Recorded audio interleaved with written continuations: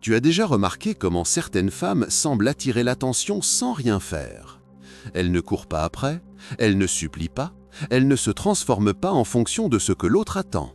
Et pourtant, c'est pour elles qu'on se retourne. C'est à elles qu'on pense la nuit. C'est leur présence qu'on recherche, même quand elles ne sont pas là. Pendant ce temps, toi, tu donnes tout. Tu te plies en quatre, tu anticipes les besoins. Tu essaies de devenir exactement ce qu'ils cherchent. Et malgré tout ça, tu sens qu'il ne te voit pas vraiment, qu'il ne reste pas, qu'il te prend pour acquise. Alors tu te demandes ce qui ne va pas chez toi. Pourquoi les autres semblent y arriver si facilement? Pourquoi toi, tu dois toujours te battre pour recevoir des miettes d'attention? Mais si je te disais que le problème n'est pas que tu donnes trop, si je te disais que ce qui fait fuir, ce n'est pas ta générosité, mais ton besoin. Carl Jung, le psychanalyste suisse qui a passé sa vie à étudier l'âme humaine, avait une vision puissante sur ce sujet. Pour lui, l'attraction ne vient pas de ce que tu offres, elle vient de ce que tu dégages. Et ce que tu dégages dépend d'une seule chose, ta relation avec toi-même. Quand tu cherches désespérément à être aimé, tu envoies un message silencieux. Je ne me suffis pas à moi-même. J'ai besoin de toi pour me sentir entière. Sans toi, je ne vaux rien. Et inconsciemment, l'autre le ressent. Il ne voit pas une femme complète, il voit un vide qui cherche à être comblé. Maintenant, pense à ces femmes qui ne demandent rien. Elles ne jouent pas un rôle, elles ne font pas semblant, elles sont simplement ancrées en elles-mêmes. Elles n'ont pas besoin de validation externe parce qu'elles se sont déjà validées de l'intérieur. Et c'est exactement ça qui attire, cette complétude intérieure, cette présence à soi. Parce que les hommes ne cherchent pas une femme qui a besoin d'eux pour exister. Ils cherchent une femme qui choisit de les avoir dans sa vie, mais qui pourrait très bien vivre sans. Et ça change tout. Aujourd'hui, on va explorer ensemble ce mécanisme psychologique profond. On va comprendre pourquoi tu attires ce que tu attires et surtout comment transformer ta relation avec toi-même pour devenir magnétique sans effort. Si ce genre de réflexion te parle, abonne-toi à la chaîne et reste avec nous. Commençons par regarder en face ce qui se passe vraiment à l'intérieur de toi. Quand tu cours après l'amour, quand tu essayes de te rendre indispensable, quand tu anticipes chaque besoin de l'autre avant même qu'il ne le formule, tu crois faire preuve d'amour, tu crois montrer ta valeur, tu crois construire quelque chose de solide. Mais Jung dirait quelque chose de complètement différent. Il dirait que tu es en train de nourrir une blessure si ancienne que tu ne te souviens même plus d'où elle vient. Cette blessure s'appelle le sentiment d'inadéquation. C'est cette voix intérieure qui te murmure depuis toujours. Tu n'es pas assez. Si on te voit vraiment, on va te rejeter. Tu dois mériter l'amour en te rendant utile. Et cette voix ne vient pas de nulle part. Elle s'est formée dans ton enfance. Peut-être quand tu as compris que pour recevoir de l'attention, tu devais être sage, ou performante, ou invisible quand il fallait. Tu as appris à lire l'humeur des autres avant la tienne, à t'adapter pour ne pas déranger, à devenir ce qu'on attendait de toi. Et petit à petit, tu as perdu le contact avec qui tu étais vraiment. Tu es devenu une version édulcorée de toi-même, une version acceptable, une version qui ne fait pas de vagues. Jung appelait ça la persona. La persona, c'est le masque social que tu portes pour être accepté. C'est le rôle que tu joues pour appartenir. Et au début, ça marche. Les gens t'apprécient. On te dit que tu es gentille, attentionnée, généreuse. Mais Jung te dirait quelque chose de fissurant. Parce que plus tu portes ce masque, plus tu t'éloignes de toi. Plus tu donnes pour être aimé, moins tu te sens vraiment vu. Et c'est là que commence la douleur, cette sensation diffuse que quelque chose ne va pas, cette fatigue qui ne part jamais, cette impression d'être seul même en couple. Parce que ce n'est pas toi qu'on aime, c'est ta persona. Et au fond de toi, tu le sais. Tu sais que si tu arrêtais de donner, de faire, d'être disponible à chaque instant, l'autre partirait peut-être. Alors tu continues, tu donnes encore plus, tu espères qu'un jour, enfin, ce sera suffisant. Mais Jung te dirait quelque chose de radical. Il te dirait que tant que tu cherches à l'extérieur ce que tu refuses de te donner à l'intérieur, tu resteras prisonnière de ce cycle. Parce que le vrai problème n'est pas que tu donnes trop, c'est que tu demandes aux autres de remplir un vide que toi seul peux combler. Et ce vide s'appelle l'amour de soi. Maintenant, parlons de ce qui se joue vraiment à l'intérieur de toi. Jung avait identifié un conflit fondamental dans la psyché humaine. Un conflit entre deux forces opposées. D'un côté, il y a ton ego. C'est la partie de toi qui veut être aimée, validée, acceptée. C'est celle qui a peur d'être abandonnée, celle qui fait tout pour contrôler ce que les autres pensent de toi. De l'autre côté, il y a ton soi, ton essence véritable, celle qui sait qui tu es au-delà des regards extérieurs, celle qui n'a pas besoin de prouver sa valeur parce qu'elle l'incarne naturellement. Et le problème, c'est que ton ego a pris le dessus. Il dirige ta vie amoureuse comme un général anxieux. Il calcule chaque geste, il surveille chaque réaction de l'autre. Il te fait poser des questions incessantes. Est-ce qu'il m'aime encore? Est-ce que j'ai dit la bonne chose? Et dans cette obsession de contrôler l'extérieur, tu perds complètement le contact avec l'intérieur. Ton soi, lui, est silencieux. Il ne crie pas, il ne réclame pas. Il attend simplement que tu te souviennes de lui. Mais tant que ton ego mène la danse, tu restes coincé dans un schéma répétitif. Tu choisis des hommes indisponibles, tu donnes trop à ceux qui donnent peu, tu t'attaches à ceux qui te fuient. Et tu te demandes pourquoi tu répètes toujours les mêmes histoires. Jung dirait, c'est parce que ton inconscient essaye de te montrer quelque chose. Il essaye de te faire comprendre que tu cherches au mauvais endroit. Chaque relation dysfonctionnelle est une invitation à regarder en toi, à voir ce que tu refuses de voir. Et ce que tu refuses de voir, c'est ton ombre. L'ombre, c'est tout ce que tu as rejeté de toi-même pour être acceptable. Ta colère, tes besoins, ton désir d'être choisi en premier, ta rage contre ceux qui te prennent pour acquise. Toutes ces émotions que tu as enfouies parce qu'on t'a appris qu'une bonne fille ne ressent pas ça. Alors elles restent là, dans l'ombre.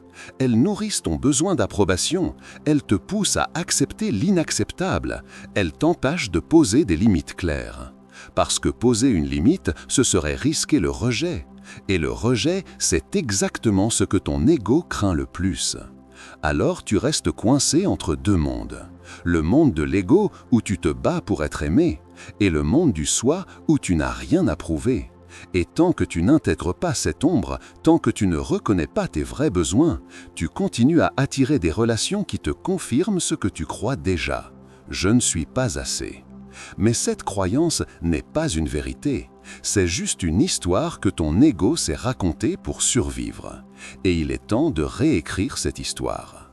Alors, quelle est cette histoire que tu te racontes? Quelle est cette croyance profonde qui guide chacune de tes relations? Peut-être que c'est quelque chose comme « si je ne donne pas tout, on va me quitter. Si je montre qui je suis vraiment, je vais faire fuir.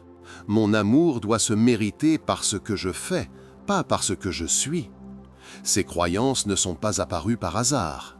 Elles se sont construites lentement, silencieusement, à travers des expériences répétées où tu as appris que ton existence seule ne suffisait pas. Peut-être que dans ton enfance, l'amour était conditionnel. Il fallait avoir de bonnes notes, être obéissante, ne pas trop demander. Ou peut-être qu'un parent était émotionnellement absent, et tu as appris à devenir hyper vigilante pour capter les rares moments où il était disponible. Tu as développé cette capacité à lire l'autre, à anticiper ses besoins avant les tiens, à te rendre indispensable pour ne pas être oublié. Et ce mécanisme, tu l'as reproduit dans toutes tes relations amoureuses. Tu deviens celle qui comprend tout, celle qui pardonne tout, celle qui s'adapte à tout. Et tu penses que c'est de l'amour. Mais Jung dirait que c'est de la survie émotionnelle. Parce que sous cette générosité apparente se cache une terreur profonde, la terreur d'être vue comme insuffisante. Alors tu surcompenses, tu donnes plus que ce que tu as, tu ignores tes propres limites, tu tais tes besoins pour ne pas être perçue comme exigeante. Et chaque fois que tu fais ça, tu envoies un message à ton inconscient. Mes besoins ne comptent pas. Je ne mérite pas d'être choisi pour qui je suis. Et ton inconscient, lui, il t'écoute, il prend note et il crée ta réalité en fonction de ce que tu crois. C'est ce que Jung appelait la projection. Tu projettes sur l'autre ton propre rejet de toi-même. Tu attends de lui qu'il te donne la validation que tu refuses de te donner. Et quand il ne le fait pas, tu te sens brisé. Mais ce n'est pas lui qui te brise, c'est la confrontation avec cette croyance que tu portes depuis toujours. Je ne suis pas assez. Et tant que tu crois ça, tu vas attirer des relations qui le confirment. Tu vas choisir des hommes émotionnellement indisponibles parce que, inconsciemment, ça te semble familier. Tu vas donner à ceux qui ne donnent pas parce que ça confirme ta croyance que tu dois te battre pour l'amour. C'est un cercle vicieux. Et la seule façon d'en sortir, ce n'est pas de trouver le bonhomme, ce n'est pas de donner encore plus, ce n'est pas d'être encore plus parfaite. La seule façon d'en sortir, c'est de regarder cette croyance en face, de la voir pour ce qu'elle est, un mensonge que tu t'es raconté pour survivre, et de décider consciemment de ne plus y croire. Et si tout ce temps, tu avais cherché au mauvais endroit? Et si ce que tu croyais être de l'amour n'était qu'une stratégie de survie? Prends un moment pour sentir ça, vraiment sentir. Combien de fois as-tu dit oui alors que tout en toi criait non? Combien de fois as-tu ignoré ton inconfort pour ne pas créer de conflit? Combien de fois as-tu étouffé ta colère, ta déception, ta tristesse pour rester celle qu'on aime? Et pendant tout ce temps, où étais-tu? Pas dans la relation, pas vraiment. Tu étais dans le rôle, celui de la femme compréhensive, celui de la femme forte qui ne demande rien, celui de la femme qui attend patiemment qu'on la remarque. Mais Jung te dirait quelque chose de brutal aujourd'hui. Il te dirait que tant que tu continues à jouer ce rôle, tu ne seras jamais aimé pour qui tu es vraiment. Parce que personne ne peut aimer ce que tu ne montres pas. Et ce que tu ne montres pas, c'est ton ombre. Toutes ces parties de toi que tu juges inacceptables, ta colère quand on te prend pour acquise, ton besoin d'être choisi en premier, ton désir d'être poursuivi, désiré, valorisé, ta frustration quand tu donnes et que rien ne revient. Tu as appris à enfouir tout ça, à faire comme si ça n'existait pas, parce qu'on t'a dit qu'une femme qui exprime ses besoins est trop exigeante, qu'une femme qui pose des limites est difficile, qu'une femme qui dit non est égoïste. Alors tu as choisi le silence. Mais ton ombre, elle, ne reste jamais silencieuse longtemps. Elle ressort dans ces moments où tu exploses pour un détail, dans cette anxiété chronique qui ne te lâche jamais, dans ces nuits où tu te demandes pourquoi tu te sens si seul, même en couple. Elle te parle à travers ton corps, les tensions dans tes épaules, ce poids dans ta poitrine, cette fatigue qui ne part jamais. Ton corps ressent tout ce que ta bouche n'arrive pas encore à dire.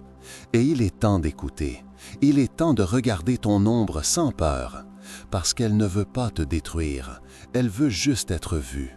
Elle veut juste que tu reconnaisses tes vrais besoins. Et quand tu fais ça, quand tu arrêtes de rejeter ces parties de toi, quelque chose de magique se produit. Tu arrêtes d'attendre que l'autre comble tes manques. Tu arrêtes de chercher validation à l'extérieur. Tu arrêtes de te trahir pour plaire. Et paradoxalement, c'est exactement à ce moment-là que tu deviens magnétique. Parce que les hommes ne tombent pas pour les femmes parfaites, ils tombent pour les femmes entières. Celles qui ont fait la paix avec leur ombre, celles qui s'assument complètement, celles qui n'ont plus besoin de prouver quoi que ce soit. Et ça commence par un seul acte de courage, regarder en toi et accepter ce que tu vois. Il y a un moment dans chaque transformation où tout se passe à l'intérieur. Rien ne change en apparence. Tu continues ta vie, tu vas au travail, tu vois les mêmes personnes. Mais quelque chose a bougé en toi. C'est subtil, c'est silencieux, mais c'est profond. C'est le moment où tu commences à te poser des questions différentes. Pas « comment faire pour qu'il m'aime ?» mais « est-ce que cette relation me nourrit vraiment ?» Pas « qu'est-ce que je dois changer pour qu'il reste ?» mais « est-ce que je veux vraiment d'une relation où je dois me tordre en quatre ?» C'est le moment où tu réalises que tu as passé des années à essayer de devenir ce qu'il fallait être, et que tu ne sais même plus qui tu es vraiment. Jung appelait ce processus l'individuation. C'est le chemin vers soi-même, le retour à ton essence. Mais ce n'est pas un chemin facile, parce qu'il demande de lâcher prise sur ce qui te rassurait. Lâcher le besoin de contrôler ce que l'autre pense, lâcher le besoin d'être aimé à tout prix, lâcher cette identité construite autour du fait de donner.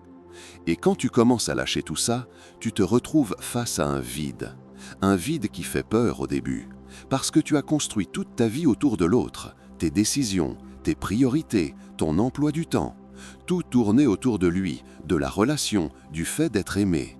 Et maintenant, il faut reconstruire autour de toi. Ça demande du courage, ça demande de rester avec l'inconfort, de ne pas courir vers une nouvelle relation pour combler le vide, de ne pas retomber dans tes vieux schémas. Mais c'est exactement dans ce vide que quelque chose de nouveau peut naître.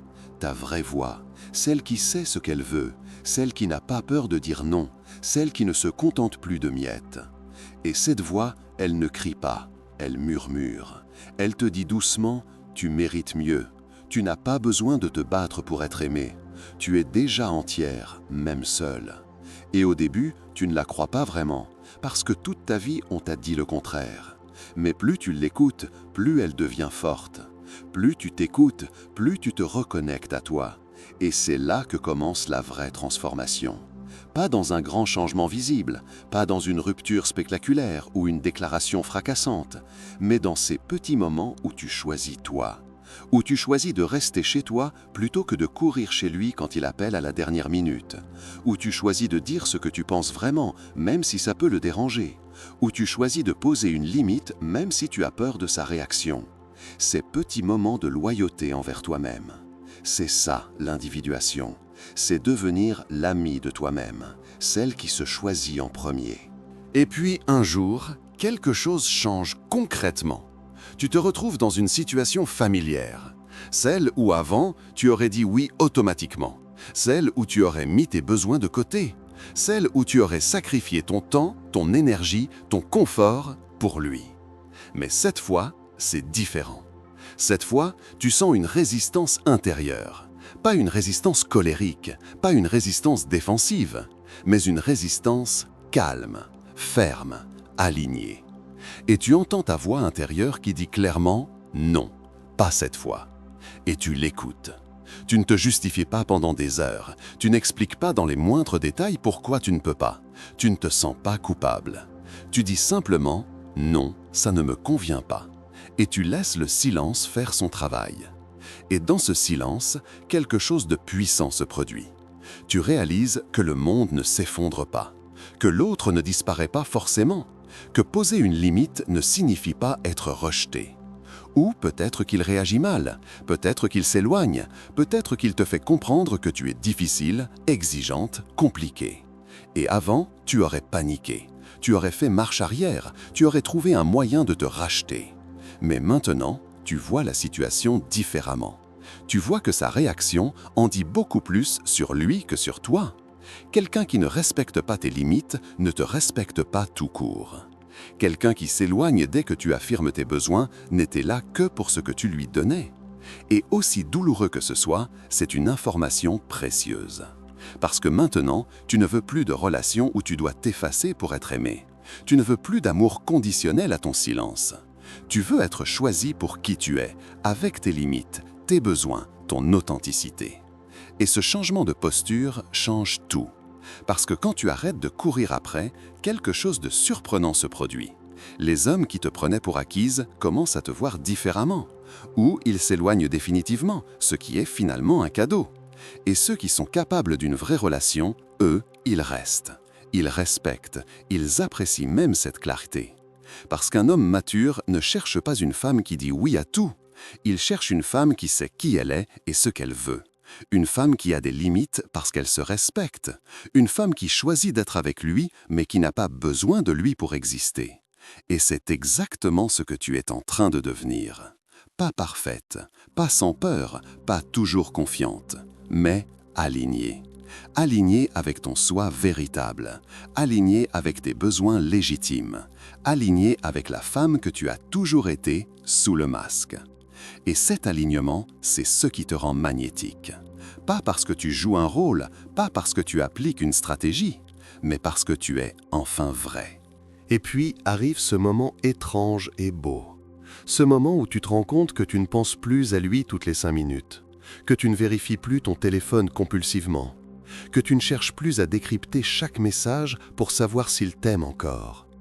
Tu vis, simplement.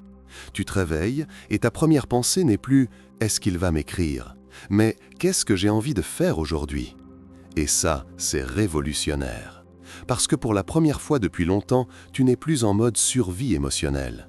Tu n'es plus en train de gérer l'anxiété de potentiellement perdre quelqu'un. Tu es juste là, présente à ta propre vie. Jung appelait ça la reconquête du soi. C'est le moment où tu arrêtes de te définir à travers le regard de l'autre, où tu te retrouves toi-même. Et ce qui est fascinant, c'est que souvent, c'est exactement à ce moment-là que l'autre revient. Pas toujours, mais souvent, parce qu'il sent le changement. Il sent que tu n'es plus la même, que tu ne cours plus, que tu ne supplies plus, que tu ne te contorsionnes plus pour le garder. Et ça crée quelque chose en lui, une curiosité, un respect nouveau, parfois même un désir qu'il n'avait plus ressenti depuis longtemps. Parce que paradoxalement, c'est quand tu arrêtes d'avoir besoin de lui que tu deviens vraiment intéressante à ses yeux. Mais attention, ce n'est pas une stratégie à appliquer, ce n'est pas un jeu pour le faire revenir. Parce que si tu fais ça dans le but de le récupérer, ton énergie restera la même. Tu seras juste en train de jouer l'indifférence, et lui, il le sentira. Non, ce qui change vraiment la dynamique, c'est quand ce détachement est authentique, quand tu ne fais plus semblant, quand tu as vraiment lâché prise, quand tu es vraiment OK avec l'idée qu'il parte ou qu'il reste. Parce que tu sais maintenant que ta valeur ne dépend pas de son choix. Tu sais que tu es entière, avec ou sans lui. Et cette certitude intérieure, elle rayonne. Elle change ta voix, elle change ton regard, elle change ta présence. Tu ne quémandes plus, tu proposes. Tu ne supplies plus, tu choisis. Tu n'attends plus d'être choisi, tu te choisis d'abord.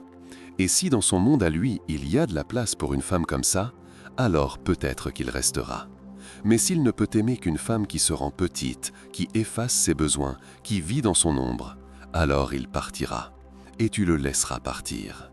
Pas avec rage, pas avec amertume, pas en te disant que tu n'es pas assez, mais avec une paix profonde. Une paix qui dit « Je mérite quelqu'un qui m'aime tel que je suis. Je mérite quelqu'un qui célèbre ma force, pas qui en a peur. Je mérite quelqu'un qui veut marcher à mes côtés, pas que je marche derrière. » Et cette paix, personne ne peut te l'enlever, parce qu'elle ne vient plus de l'extérieur. Elle vient de toi. Maintenant, j'aimerais que tu t'arrêtes un instant. Vraiment. Pose ton téléphone après cette vidéo. Éteins les notifications. Ferme les yeux si tu le peux. Et demande-toi quelque chose d'honnête. Qui es-tu quand personne ne te regarde? Pas qui tu es censé être, pas qui t'essaye d'être pour plaire, pas le rôle que tu joues depuis si longtemps que tu ne sais même plus que c'est un rôle. Mais qui es-tu vraiment? Qu'est-ce que tu aimes, toi? Qu'est-ce qui te fait vibrer quand tu ne penses pas au jugement des autres? Qu'est-ce que tu voudrais dire, faire, essayer si tu n'avais pas peur? Jung croyait que la question la plus importante qu'on puisse se poser dans une vie, c'est « Est-ce que je vis ma vie ou celle que les autres attendent de moi ?» Et honnêtement, combien de tes choix sont vraiment les tiens? Combien de fois as-tu dit oui alors que tu voulais dire non? Combien de fois as-tu étouffé ce que tu ressentais vraiment pour ne pas créer de tension? Combien de fois as-tu renoncé à ce que tu voulais parce que ça ne convenait pas à l'autre? Et surtout, combien de temps encore vas-tu continuer? Parce que voilà la vérité que personne n'ose te dire. La vie passe. Et chaque jour où tu te trahis pour plaire, c'est un jour où tu perds un peu plus de toi-même. Ce n'est pas dramatique de vouloir être aimé, c'est humain, c'est même beau. Mais ce qui est tragique, c'est de croire que pour être aimé, tu dois disparaître. Que pour être choisi, tu dois te rendre invisible. Que pour mériter l'amour, tu dois renoncer à toi. Alors je te pose cette question, et je veux que tu la laisses résonner en toi. Et si la personne que tu cherches désespérément à l'extérieur, c'était toi? Et si tout ce temps, tu avais attendu que quelqu'un d'autre te donne ce que toi seul peux te donner? De la validation, de la sécurité, de l'amour inconditionnel. Et si la vraie révolution n'était pas de trouver l'homme parfait, mais de devenir la femme que tu as toujours été sous tous ces masques? Cette femme qui sait ce qu'elle veut, cette femme qui ne négocie pas ses limites, cette femme qui choisit consciemment avec qui elle partage son énergie. Elle a toujours été là, elle t'a juste attendu. Elle attendait que tu arrêtes de courir, que tu arrêtes de te vider pour remplir les autres, que tu arrêtes de chercher ta valeur dans le regard de quelqu'un d'autre. Alors aujourd'hui, je te demande, es-tu prête à rentrer chez toi? Pas dans une maison, mais en toi. Es-tu prête à te retrouver? Parce que c'est là que tout commence. Voilà la vérité que Jung a passé sa vie à essayer de nous faire comprendre. On ne devient pas magnétique en essayant. On ne devient pas irrésistible en se forçant. On ne crée pas l'amour véritable en se tordant. On devient magnétique quand on arrête de chercher, quand on se tient debout dans sa propre vie, quand on habite pleinement qui on est, quand on n'a plus besoin de l'autre pour se sentir entière. Parce que les hommes tombent pour les femmes qui ne demandent rien, c'est vrai, mais pas parce qu'elles jouent un rôle, pas parce qu'elles appliquent une technique, mais parce qu'elles sont ancrées en elles-mêmes, parce qu'elles se sont choisies d'abord, parce qu'elles ont fait la paix avec leur ombre, parce qu'elles n'ont plus peur de perdre quelqu'un qui ne sait pas les voir. Ces femmes ne sont pas mystérieuses parce qu'elles se cachent, elles sont mystérieuses parce qu'elles sont complètes. Elles ont une vie intérieure riche, elles ont des passions qui leur appartiennent, elles ont une relation profonde avec elles-mêmes. Et ça se sent. Ça se sent dans leur joie, dans leur regard, dans leur manière d'occuper l'espace. Elles ne quémandent pas l'attention, elles ne cherchent pas l'approbation, elles existent simplement. Et cette existence pleine, cette présence à soi, c'est ce qui attire naturellement. Alors aujourd'hui, je ne vais pas te dire de jouer l'indifférente, je ne vais pas te donner une technique pour le faire revenir, je ne vais pas te promettre une formule magique. Ce que je vais te dire, c'est quelque chose de beaucoup plus profond. Rentre chez toi, retrouve-toi, fais la paix avec toutes ces parties de toi que tu as rejetées. Reconnais tes besoins sans honte, pose tes limites sans culpabilité, choisis-toi sans t'excuser. Et observe ce qui se passe. Observe comment les relations changent quand tu changes. Observe comment les gens te traitent différemment quand tu te traites différemment. Observe comment l'amour devient possible quand tu arrêtes de le supplier. Parce que tu n'es pas fatigué de donner, tu es épuisé de ne pas pouvoir être qui tu es vraiment. Et il est temps d'arrêter. Il est temps de poser ce fardeau. Il est temps de te donner à toi-même ce que tu donnes si généreusement aux autres.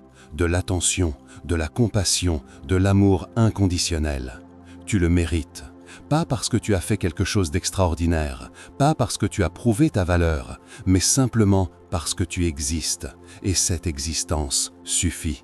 Elle a toujours suffi. Si ce message t'a touché, abonne-toi à la chaîne et laisse un commentaire. J'aimerais vraiment savoir ce qui a résonné en toi. Quelle partie de cette histoire est aussi la tienne? Parce que nous sommes toutes sur ce chemin de retour vers nous-mêmes, et on le fait mieux ensemble.